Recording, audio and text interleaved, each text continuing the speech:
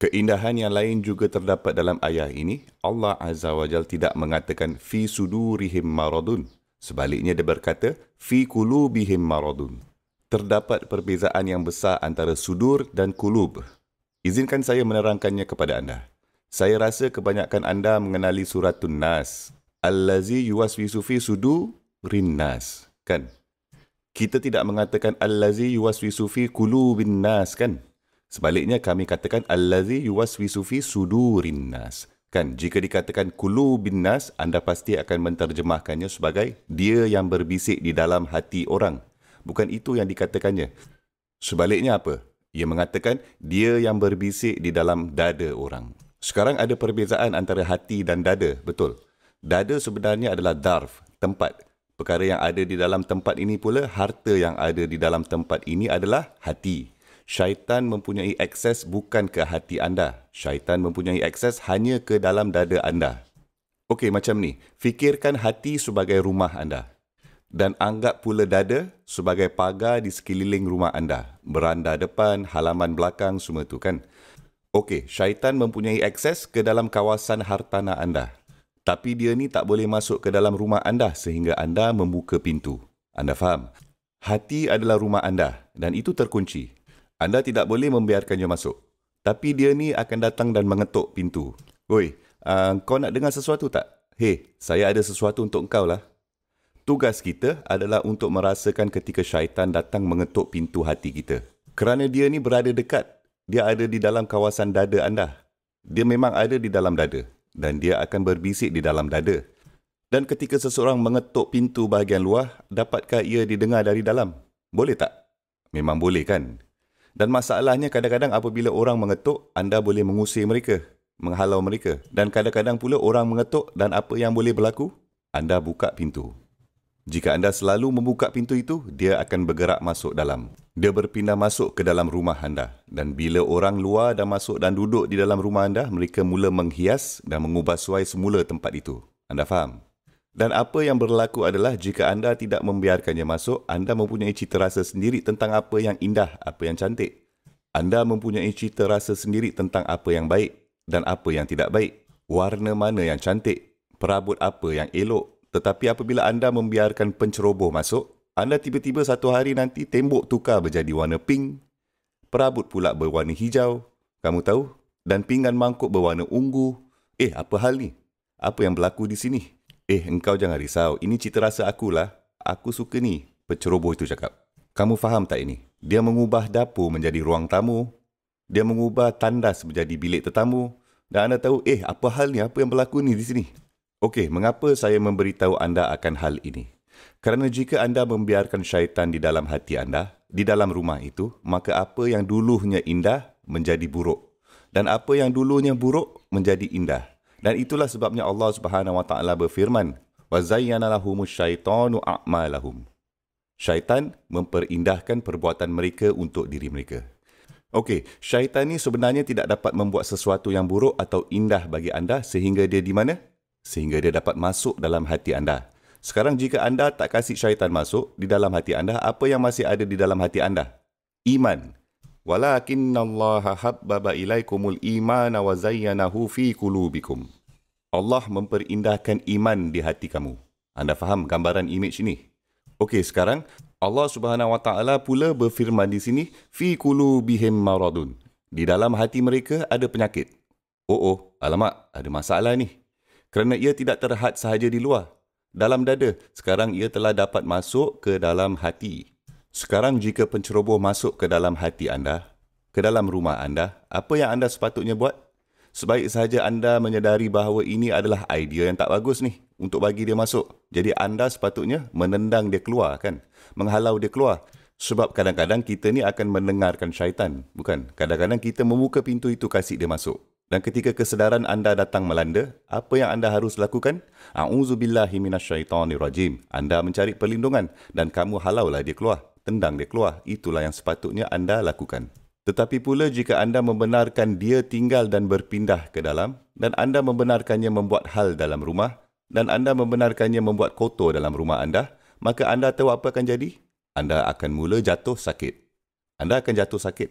By the way, gambaran ini akan muncul dengan sepenuhnya dalam beberapa ayat yang kemudian. Kita akan mendapati di situ wa iza khalau ila syayatinihim. Okey, sekarang ada penyakit di dalam hati mereka. Dan masalahnya Allah Subhanahu Wa Taala memberi kuasa kepada setiap manusia.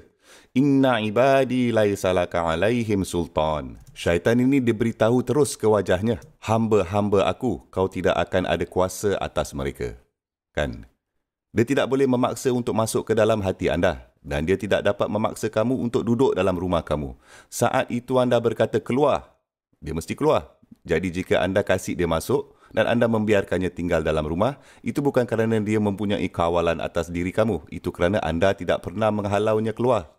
Dan jika kamu tak mahu, Allah Subhanahu Wa Taala telah memberi anda semua senjata yang mungkin untuk menghalau dia keluar. Katakan saja a'udzubillah, buat istighfar, dia akan lari keluar.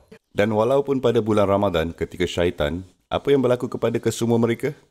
Mereka semua dirantai kan? Tapi mereka ini telah buat ubah suai yang sangat besar dalam hati anda, di dalam diri anda.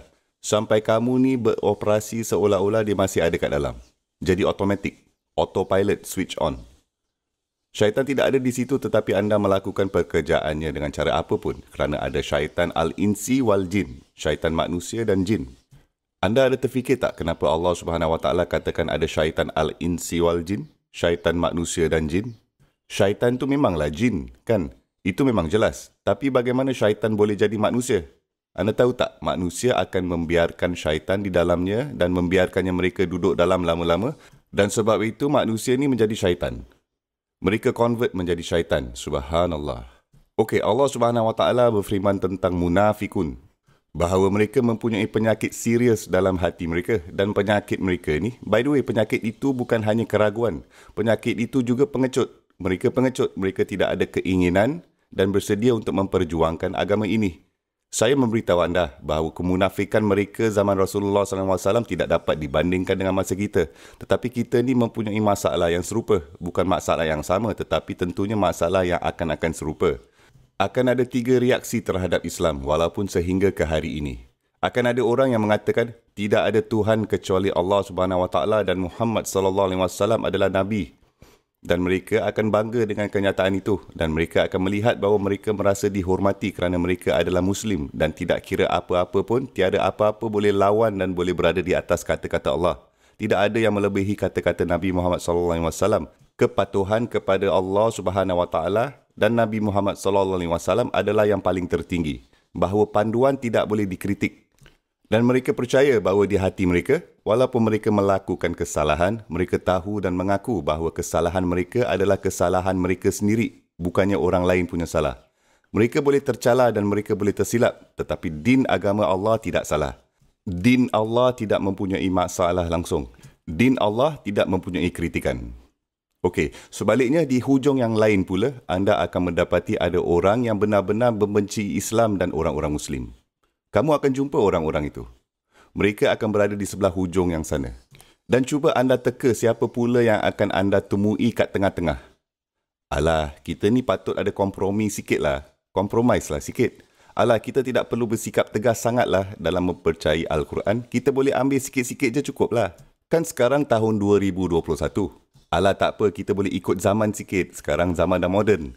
Reaksi jenis itu, anda faham tak? Reaksi jenis itu yang berbunyi, alah, kita boleh kompromi kedua-dua belah pihak lah.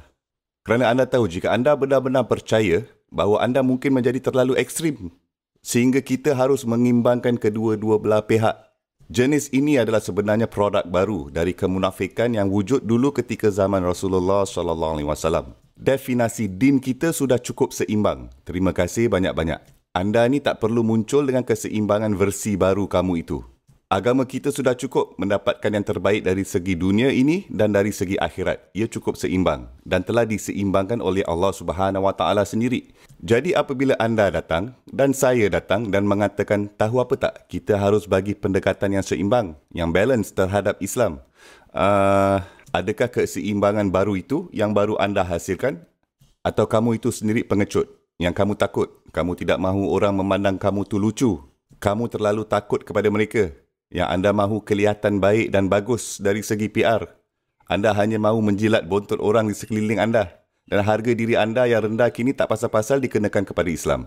Kepada agama ini. Benda-benda macam itu akan berlaku juga sekarang. Okey, jadi semasa kita mengkaji perkara ini, kita mesti melihat ke cermin tentang apa jenis mentaliti yang wujud dalam kepala kita terhadap agama kita ini, yang dibawa oleh diri kita sendiri. Subhanallah.